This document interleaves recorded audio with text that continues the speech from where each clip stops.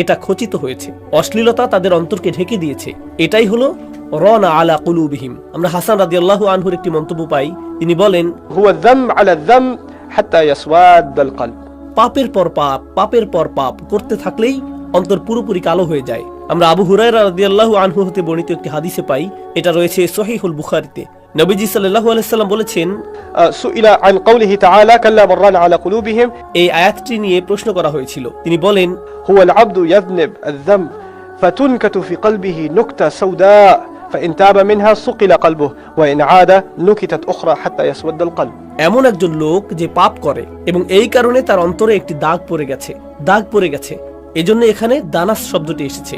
আলেমগণ একে বলেছেন দানাস, একটি দাগ। কিন্তু এরপর যদি সে অনুতপ্ত হয় এবং ফিরে আসে, এটা মুছে যায়, এটা ধুয়ে যায়, এটা সত্যি সত্যি ঝকঝকে হয়ে যায়, উজ্জ্বল হয়ে যায়, অন্তরটি চকচক করে। হাদিসে এমন শব্দই ব্যবহৃত হয়েছে। কিন্তু সে যদি এমনটি না করে, সে যদি আগের অবস্থাতেই চলতে থাকে, তাহলে দাগের পর আরো দাগ, আরো দাগ, আরো দাগ বাড়তে থাকে, যতক্ষণ না পুরো অন্তর কলুষিত হয়ে যায়, পুরো অন্তর কালো হয়ে যায়, নোংরা ময়লাযুক্ত কালো। আয়াতে এই অবস্থাটির কথাই বলা হয়েছে, রানা আলা কুলুবিহিম। কেন, কি কারণে তার অন্তর এমন নোংরা হলো? কেন তার অন্তরে মরিচা ধরলো? মা কানু ইয়াকসিবুন, তারা যা উপার্জন করেছে তাই তাদের অন্তরে মরিচা ধরিয়ে দিয়েছে। যে পাপই হোক না কেন। আর আমরা কি এই সূরায় পড়িনি তারা কি উপার্জন করেছে? খুবই ক্ষুদ্র লাভ। তারা লাখপতি হয়ে গেছে, হয়তো এমনও নয়। তারা হয়তো খুব ছোট 2-5 টাকা লাভ করেছে, তারা হয়তো 2-1 মিনিটের লাভ করেছে, কিংবা হয়তো 1-2 দিনের এদিক ওদিক, এমন কিছু যা খুবই ক্ষুদ্র। কিন্তু তারা নিজেদের প্রাপ্যের চেয়েও বেশি নিত, আবার অন্যকে প্রাপ্য দেওয়ার ক্ষেত্রে তারা প্রাপ্যের চেয়েও কম দিত। সুবহানাল্লাহ। কাল্লা ইন্নাহুম আর রব্বিহিম ইয়াউমা ইযিন লামাহজুবুন। ওহো, সামনে আগানোর আগে গত সূরার সাথে সম্পর্কিত একটা বিষয় আপনাদের বলতে চাই। আমরা গত সূরায় পড়েছি, ইয়া আইয়ুহাল ইনসান মা গাররাকা বিরাব্বিকাল কারীম। আল্লাহ খুবই কঠিন একটি প্রশ্ন করেছেন, মানুষ, ওহে মানুষ, কিসে তোমাকে প্রতারিত করলো? কিসে তোমাকে তোমার মহান পালনকর্তার ব্যাপারে প্রতারিত করলো? এই সূরায় আমরা জানতে পারছি কি প্রতারিত করেছে। কঠিন হৃদয়। মহান রবের কাছ থেকে প্রতারিত হবার জন্য এটাই সবচেয়ে ভয়ঙ্কর উপায়। তাহলে আল্লাহ গত সূরায় এই আলংকারিক প্রশ্নটি করেছেন, আর এই সূরায় আমরা তার ভয়ঙ্কর উত্তরটি পাচ্ছি। এই সূরায় রানা আলা কুলুবিহিম মা কানু ইয়াকসিবুন কাল্লা ইন্নাহুম আর রব্বিহিম ইয়াউমা ইযিন লামাহজুবুন। সুবহানাল্লাহ। এরাই হলো তারা যারা তাদের রবের সাথে সাক্ষাতের ব্যাপারে মূলত তাদেরকে ঘেরাও করে রাখা হবে, তাদেরকে আটকে দেয়া হবে। তারা সেদিন তাদের রবকে দেখতে পারবে না। সেই দিন তারা তাদের রবকে দেখতে পারবে না। সেখানে হিজাব করে রাখা হবে। হিজাব শব্দের অর্থ আপনারা জানেন না? এমন বাধা যা আপনার এবং আপনি যা দেখতে চান তার মাঝখানে আসে, যাতে আপনি তা দেখতে না পান। এটা আপনার দৃষ্টির বাইরে থাকে। এটাই হিজাব। এটাই হিজাব শব্দের শাব্দিক অর্থ। তাহলে এখানে যখন আল্লাহ আযজা ওয়া জাল্লা বলেন তাদেরকে ঘেরাও করে রাখা হবে, তাদেরকে রবের সাক্ষাৎ হতে আটকে দেয়া হবে, এখানে এমন চমৎকার শব্দ চয়ন করা হয়েছে। এখানে ইখতিসাস হয়েছে। শুরুতে এসেছে আর রব্বিহিম, তাদের রবই তাদেরকে দেখবেন না, তাদেরকে রবের কাছ থেকে আলাদা করে ঘিরে রাখা হবে। আর এ থেকে বোঝা যায় তারা সেদিন অন্য কিছু দেখবে। তারা সেটা দেখবে, শুধু তাই নয়, তারা তা দেখা থামাতে পারবে না। গত সূরায় আমরা পড়েছি, ওমা হুম আনহা বিগাইবিন, তারা সেই প্রজ্বলিত আগুন থেকে কোনোভাবেই চোখ ফেরাতে পারবে না, যা তাদের দিকেই তাকিয়ে আছে। তারা কোনো খুঁটির পেছনে গিয়ে দম ফেলে নিয়ে এরপর আচ্ছা এবার শাস্তিতে ফেরত যাই, না, একটি পলকও না। তারা আটকে গেছে, তাদের চোখ সেই শাস্তিতে আটকে গেছে। আর এখানে তারা কোনটি এক পলকের জন্য দেখতে পারবে না? তাদের রবকে। তাহলে এটা গত সূরার আলোচনার বিপরীত আলোচনা। ওমা হুম আনহা বিগাইবিন। এই আয়াতের ব্যাপারে ইমাম শাফি রাহিমাহুল্লাহ খুবই গুরুত্বপূর্ণ একটি কথা বলেছেন। وفي هذه الآية دليل على أن المؤمنين يرونه عز وجل. وقال مالك لما حجب أعداؤه لم يروه تجلى لأوليائه سبحان الله حتى رأوه. শাফি রাহমাতুল্লাহ আলাইহি বলেছেন, এই আয়াত থেকে বোঝা যায় বিশ্বাসীগণ তাদের রবকে দেখতে পাবে। এই আয়াত থেকে বোঝা যায় বিশ্বাসীগণ তাদের রবকে দেখতে পাবে। এরপর মালিক রাহিমাহুল্লাহ বলছেন, যখন আল্লাহ শত্রুদেরকে ঘেরাও করে ফেলা হবে, তাকে দেখার দৃষ্টি আটকে দেওয়া হবে, তখন আল্লাহ তার মহিমা, তার পুরো মহিমা বিশ্বাসীদের দেখাবেন, যতক্ষণ না তারা তাকে দেখতে পায়। তাহলে এই আয়াতে কুফফারদের শাস্তি নিয়ে যেমন বলা হয়েছে, একই সাথে বিশ্বাসীদের প্রতি উপহারের বিষয়টিও বুঝিয়েছে। সুম্মা ইন্নাহুম লাসালুল জাহিম। এরপরে এত ভয়ঙ্কর শাস্তি দেওয়ার পরে সবচেয়ে বড় শাস্তির কথা বলা হয়েছে একই অপরাধের জন্য। দেখুন, আল্লাহ বিভিন্ন ধরনের শাস্তির কথা বলেছেন, কিন্তু শাস্তির বর্ণনাগুলো কি দিয়ে শুরু হয়েছে? সবচেয়ে ভয়ঙ্কর শাস্তি হচ্ছে অন্তরকে সিলগালা করে দেয়া। সবকিছুই হচ্ছে এর ফলাফল, কিন্তু অন্তরকে আটকে দেয় কিসে? কি কারণে তাদের উপরে এই অভিশাপ নেমে আসে? তারা কি নিয়ে মজা করে? আল্লাহর আয়াত নিয়ে মজা করে, তারা আয়াত নিয়ে মস্করা করে, তারা আয়াত নিয়ে ব্যঙ্গ করে, তারা এগুলোকে বলে আসাতিরুল আউয়ালিন। আল্লাহ সুবহানাহু ওয়া তাআলার আয়াতের প্রতি তাদের ছিল অধ্যত্বপূর্ণ মনোভাব। এই কারণেই তাদের একের পর এক প্রথমে অন্তরে মরিচা ধরে, এরপর তারা তাদের রবকে দেখতে পাবে না, এরপরে আবার সুম্মা ইন্নাহুম লাসালুল জাহিম, এরপরে তারা ঝাঁপ দেবে, প্রবেশ করবে প্রজ্বলিত অগ্নিতে। আমরা আল জাহিম শব্দের আসল অর্থ নিয়ে আগেও আলোচনা করেছি। গত সূরা এসেছে يصلونها يوم الدين এখানে এসেছে লাসালুল জাহিম, يصلونها أي في الجحيم يوم الدين তারা নিজেদেরকে সেখানে নিক্ষেপ করবে। তবে এখানে শক্ত শব্দ ব্যবহৃত হয়েছে, কারণ সোয়ালু শব্দটি ইসমে ফাইল, এটা ইসিম। গত সূরায় আমরা পেয়েছিলাম ইয়াসলাউনা, যা ক্রিয়া, আর বিশেষ্যের চেয়ে ক্রিয়া দুর্বল হয়ে থাকে। আর যেহেতু এখানের প্রেক্ষাপট শক্তিশালী, তাই কঠিন শব্দ ব্যবহৃত হয়েছে। লাসালু আল জাহিম, ফেল ও মাফউল বিহি না দিয়ে এখানে ইদাফা দেয়া হয়েছে। এরপর এখানে শব্দগুলো এতই শক্তিশালী, সুবহানাল্লাহ। সুম্মা ইউকালু, তারপর বলা হবে। আল্লাহ বলেননি তারপর আল্লাহ বলবেন, তিনি বলেছেন তারপর বলা হবে। তাহলে তিনি বলেছেন আর বলা হবে, এই দুইয়ের মধ্যে পার্থক্য কি? যখন আমি বলি বলা হবে, কে বলবে এটা উল্লেখ থাকে না। আমি বলিনি, কে বলবে? আরবিতে একে বলে الفعل الذي لم يسمى فاعله المبني على المجهول বাংলায় বলে কর্মবাচ্য। কর্মবাচ্য যেমন আমি যদি বলি তাকে মারা হয়েছে, আমি জানি না কে মেরেছে, তাই না? আল্লাহ কেন বললেন বলা হবে? আল্লাহ বলেননি, আল্লাহ তাদেরকে বলবেন।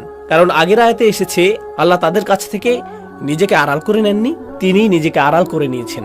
আর এই আয়াতে তিনি তার কণ্ঠস্বরকেও তাদের থেকে আড়াল করে নিচ্ছেন, এমনকি তিনি তাদের সাথে সরাসরি কথাও বলছেন না। ইউকালু, তাদেরকে বলা হবে। সুবহানাল্লাহ। ইউকালু হাযাল্লাযী কুনতুম বিহি তুকাযযিবুন, এটাই তা যা তোমরা অস্বীকার করতে, এটাই সেই বস্তু। হাযাল্লাযী, এটাই হচ্ছে তা যা তোমরা সারা জীবন অস্বীকার করে এসেছো। এটা তাদেরকে বলা হবে যখন তারা আগুনে প্রবেশ করবে। এটাই হচ্ছে তা যা নিয়ে তোমরা ঠাট্টা মশকরা করতে, মনে আছে? এটা নিয়ে তোমরা অনেক মজা করতে। কেউ তোমাদেরকে এ নিয়ে বলতে আসলে তোমরা বলতে, এত নীতি কথা আমাদের শোনার দরকার নেই, মনে পড়ে? এটাই হচ্ছে তা, তাদেরকে বারবার বলা হচ্ছে। সুবহানাল্লাহ। সুম্মা ইউকালু হাযাল্লাযী কুনতুম বিহি তুকাযযিবুন। দেখুন, গত সূরায় তাদের জন্য কিছুটা আশা বেঁচে ছিল। এই দৃশ্য তো দুনিয়ায় হবে না, এই দৃশ্য কোথায় ঘটবে? আখিরাতে। গত সূরায় দুনিয়ার একটি দৃশ্য নিয়ে বলা হয়েছিল, কাল্লা বাল তুকাযযিবুনা বিদ্দীন, তুমি দিনকে অস্বীকার করছো। কোথায়? এই দুনিয়াতেই। নিজেকে পাল্টাও। তুমি সারা জীবনই অস্বীকার করে এসেছো।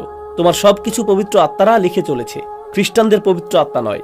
এরা হলো তারা যারা তোমার সব কাজকে লিখে রাখছে, সংরক্ষণ করছে। হাফিজিনা কিরামান কাতিবিন, নিজেকে পাল্টাও। কিন্তু তুমি যদি নিজেকে পাল্টাতে অস্বীকৃতি জানাও, তুমি যদি এই ফুজ্জারদের মতো হয়ে যাও যারা সবচেয়ে বড় পাপী, তাহলে তোমার জন্য একটাই কথা, তুমি চাইলে এখন যত খুশি মজা মস্করা করে নিতে পারো, তবে তোমাকে এখানে নিক্ষেপ করা হবে এবং বলা হবে, মনে পড়ে আমরা বলেছিলাম এমন করো না? মনে পড়ে আমরা বলেছিলাম এভাবে অস্বীকার করো না? হাযাল্লাযী কুনতুম বিহি তুকাযযিবুন।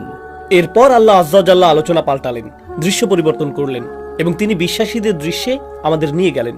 আর এটা সুবহানাল্লাহ গত সূরার বিপরীত আলোচনা। গত সূরায় আমরা পড়েছি, ইন্নাল আবরারা লাফি নাঈম, নিশ্চয়ই সৎকর্মশীলগণ ঘিরে থাকবে, ডুবে থাকবে সুখে, স্বাচ্ছন্দ্যে, নিয়ামতে, অনন্ত সুখে। এতে বোঝা যায় এখানে যে চিত্র ফুটে ওঠে, উদাহরণস্বরূপ আজ-জামাখশারী বলেন, তারা যেখানেই তাকাবে তাতেই তারা খুশি হয়ে যাবে। ধরুন আপনি কোনো নতুন শহরে গেলেন, আশেপাশে তাকাচ্ছেন, আপনি কোনো ভাস্কর্য দেখলেন, ও ওইটা দেখো, তাই না? ওই জিনিসটা আপনার মনোযোগ কেড়ে নিয়েছে। সব কিছু নয়, একটি বস্তু। কিন্তু এখানে এসেছে ফি নাঈম, তারা এটার মধ্যে আছে, আর এতে যা আছে এর সবকিছুই মনোমুগ্ধকর। কেউ একদিকে তাকাচ্ছে, আরেকজন আরেক দিকে তাকাচ্ছে। বাহ, ওইটা দেখো। জান্নাতে আপনার পাশে একজন বলছে, ওইটা দেখেন। আপনি, আরে না না, ওইটা দেখেন। এরপর আপনি অন্যদিকে গিয়ে অন্যগুলো দেখছেন। আপনি চমৎকার সবকিছু দিয়ে ঘিরে থাকবেন। লাফি নাঈম। তাহলে এখানে আমরা সৎ লোকদের ব্যাপারে বিস্তারিত বর্ণনা পাচ্ছি। গত সূরায় আমরা পাপীদের নিয়ে বিস্তারিত বিবরণ পেয়েছিলাম। এর মধ্যে ছিল ইন্নাল ফুজ্জারা লাফি জাহিম ইয়াসলাউনাহা ইয়াউমাদ্দিন ওয়া মা হুম আনহা বিগাইবিন। ফুজ্জার, সবচেয়ে নিকৃষ্ট পাপীদের নিয়ে আমরা 2টি আয়াত পেয়েছিলাম। এখানে আমরা পাচ্ছি 6টি আয়াত। আগের 3 গুণ শুধু জান্নাতবাসীদের জন্য বলা হয়েছে, তাদেরকে কি উপহার দেয়া হবে তা নিয়ে। কিন্তু এর শুরুটা হয়েছে সেই বই দিয়ে। পাপীদের বই কোথায় ছিল আপনাদের মনে আছে? সেই তালিকা, সেই নিবন্ধন বই, সেই জেলখানায়, ফি সিজ্জিন। এখন দেখুন বিশ্বাসীদের তালিকাটা কেমন হবে? কাল্লা, কখনোই নয়। এই কখনোই নাও যারা মশকরা করেছে তাদের জবাবে বলা হচ্ছে তারা বিশ্বাসীদের নিয়ে মশকরা করে, কারণ বিশ্বাসীরা তাদের পুরস্কার নিয়ে এত সুন্দর সুন্দর কথা বলে, তারা যে স্বপ্ন নিয়ে বাঁচে, আবার ওদের জন্য যে শাস্তি আছে, আরো যা যা বলে ইত্যাদি। কখনোই নয়। ইন্না কিতাবাল আবরার লাফি ইল্লিয়িন, সৎকর্মশীলদের বই। এখানে আবরার শব্দটি জামউ কিল্লাহ, অর্থাৎ এটি হচ্ছে সীমিত বহুবচন, কারণ ভালো মানুষদের সংখ্যা হবে সীমিত। আল্লাহ আমাদেরকে তাদের অন্তর্ভুক্ত করুন। তাদের তালিকা, তাদের বইটি থাকবে ইল্লিয়িনে। ইল্লিয়িন শব্দটি কয়েকভাবে ব্যাখ্যা করা হয়েছে, আমি আপনাদেরকে এর কয়েকটি বলছি। প্রথমত, এটি এসেছে উলু থেকে, যার অর্থ উচ্চতা। আর ইল্লিয়িন শব্দের শেষে ইনা রয়েছে, আর পরের আয়াতে উনা রয়েছে। একে বলা হয় জামা মুজাক্কার সালিম, যা ব্যবহৃত হয় ذوي العقول এমন মানুষদের ব্যাপারে যাদের জ্ঞান বুদ্ধি আছে। এ থেকে বোঝা যায় এই বইটি সর্বোচ্চ পর্যায়ে রাখা হবে। এর একটি ব্যাখ্যা হচ্ছে এই বইটি সর্বোচ্চ পর্যায়ে রাখা হবে। আমরা জানি ফেরেশতাদের তালিকায় যারা সবচেয়ে উঁচুতে থাকে তারা বেশি অভিজাত, তাদের বেশি দায়িত্ব থাকে। কোরআনের ব্যাপারেও আমরা কিছু ফেরেশতার কথা জানি, তারা উঁচুতে থাকেন, তাই না? بأيدي سفرة كرام بررة আমরা ইতিমধ্যেই পড়েছি। কিন্তু এখানে অন্য ফেরেশতা নিয়ে কথা হচ্ছে, তাদের অবস্থান উঁচুতে। এরা কি সংরক্ষণ করছে? এরা কোরআন সংরক্ষণ করছে না, এরা নতুন একটি দল, এরা ভিন্ন ধরনের ফেরেশতা। তারা সৎকর্মশীলদের তালিকা সংরক্ষণ করছে। আলেমদের মতে এই তালিকায় দুটি জিনিস আছে। প্রথমত আসুন ইল্লিয়িন নিয়ে আস-সাবুনি রাহিমাহুল্লাহ কি বলছেন তা দেখি। وهو مكان عال مشرف في أعلى الجنة এটা খুবই উঁচু একটা জায়গা, যা অভিজাত, সম্মানিত ও জান্নাতের সর্বোচ্চ অংশে মহিমান্বিত। এটা হলো জান্নাতের সর্বোচ্চ চূড়ায় অবস্থিত, এটাই এর নাম। তাহলে আমরা একটা মন্তব্য পেলাম, যেখানে একে জান্নাতের সর্বোচ্চ চূড়া বলা হয়েছে। সরাসরি ফেরেশতাদের নিয়ে কয়েকজন বলেছেন, যেমন জামাকশারি বলেন, এখানে দুটি বিষয় নিয়েই বলা হতে পারে, ফেরেশতা ও সর্বোচ্চ চূড়া। এখানে কয়েকজন আলেম এগুলোর সাথে এমনটাও বলেছেন যে এই বইটিকে ইল্লিয়িন বলা হয়, এই বইটিকেই ইল্লিয়িন বলা হয়। এটা হলো ইসমে জামিদ, আল্লাহু আলাম। তাহলে এখন আসুন জেনে নেই জান্নাতের সেই সর্বোচ্চ চূড়ায় তালিকাটিকে কোথায় রাখা হয়েছে। আমরা এ নিয়ে একটা চমৎকার মন্তব্য পাই, আমরা এটা নিয়ে একটু পরে আয়াতের সাথে আলোচনা করছি। বিশ্বাসীদের আত্মা, বহু আলেমের মতে বিশ্বাসীদের আত্মাগুলো জান্নাতের সেই সুউচ্চ স্তরে নিয়ে যাওয়া হয় আরশের নিচে, আর আরশের নিচেই ইল্লিয়িনে সেই তালিকাটিকে রাখা হয়েছে। তালিকায় রয়েছে আল মুকাররবিন আশ-শুহাদা, যারা আল্লাহর পথে মারা গিয়েছেন, তাদের খারাপ কাজ, তাদের শাস্তি থেকে তারা মুক্ত, তাদের শাস্তি থেকে মুক্তির নিশ্চয়তা এতে রয়েছে, তাদের জান্নাতের নিশ্চয়তাও এতে রয়েছে। তাদেরকে সেখানে নিয়ে আসা হবে, তারা এই বইটি দেখতে পাবে, তারা জানবে যে হ্যাঁ আমরা সঠিক দিকেই যাচ্ছি। তাহলে এটা একটি চুক্তির মতো, তাদেরকে নিয়ে আসার পূর্বেই তারা জানবে। আমরা জানি যে শহীদগণ সরাসরি জান্নাতে যাবে। এখানে আল মুকাররবুনদের ব্যাপারে বলা হয়েছে, যারা আল্লাহর খুব কাছের হয়, তাদেরকে বিচারের দিনের বহু পূর্বেই এটা দেখানো হয়। এটা কিভাবে হবে তা নিয়ে আমরা এই সূরায় জানতে পারবো। وما أدراك ما عليون কিসে তোমাকে জানাবে, তুমি কি দেখে বুঝবে, কি দেখে চিন্তা করবে। ইদরাক, আদরা, ইউদ্রি হচ্ছে কোনো কিছু বোঝার জন্য কোনো সূত্র বের করা। ইল্লিয়িন কেমন, এ ব্যাপারে তোমাকে ন্যূনতম ধারণা দেবে এমন কিছুই তোমার কাছে নেই। এটা কেমন উচ্চ জায়গা, কিংবা সেই তালিকাটি কোথায় কতটা নিরাপদে সংরক্ষিত আছে। ইয়াশহাদুহুল মুকাররবুন, যারা আল্লাহ আযজা জাল্লার খুব কাছের, তারা একে অবলোকন করবে। আচ্ছা, তাহলে আসুন আমি আপনাদের জন্য যে তাফসীরটি নিয়ে এসেছি সেখান থেকে কিছুটা পড়ে তারপর আমরা বিরতিতে যাব ইনশাআল্লাহ তাআলা। يحضرون المقربون ذلك الكتاب ويحفظونه لأنه يحمل أمانا لصاحبه من النار وفوزه بالجنة প্রথমত এই ফেরেশতাগণ হলেন, আল্লাহ বলেন তারা হলেন সাক্ষী, কাছের যারা তারা হলেন এই ইল্লিয়িনের সাক্ষী। তারা এই বইয়ের ভালো মানুষদের কাজের এই তালিকাটি দেখে রাখেন, অর্থাৎ তারা একে সংরক্ষণ করেন যেন সৎকর্মশীলগণ জাহান্নামের আগুনে না গিয়ে জান্নাতের সফলতা লাভ করতে পারে। এতে এর নিরাপত্তা, এর সতর্কতা, এর নিরাপত্তার নিশ্চয়তা প্রদান করা সম্ভব হয়। সাবুনি মন্তব্য করেছেন, أي كتاب الأبرار كتاب مسطر তিনি বলেন এটা হচ্ছে সৎকর্মশীলদের বই। এটি এমন একটি বই যাতে সব সঠিকভাবে লিপিবদ্ধ রয়েছে।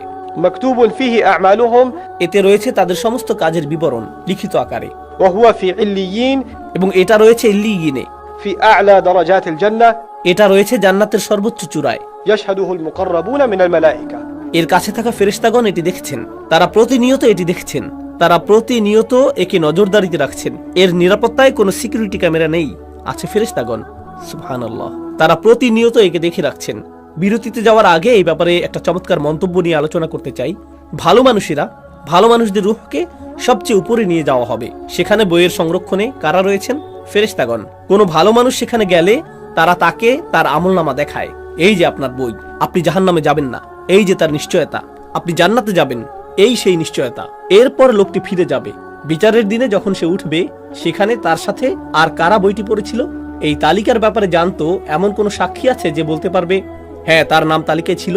অন্য ফেরেশতারা। এ থেকে সে কি পেল? শান্তি।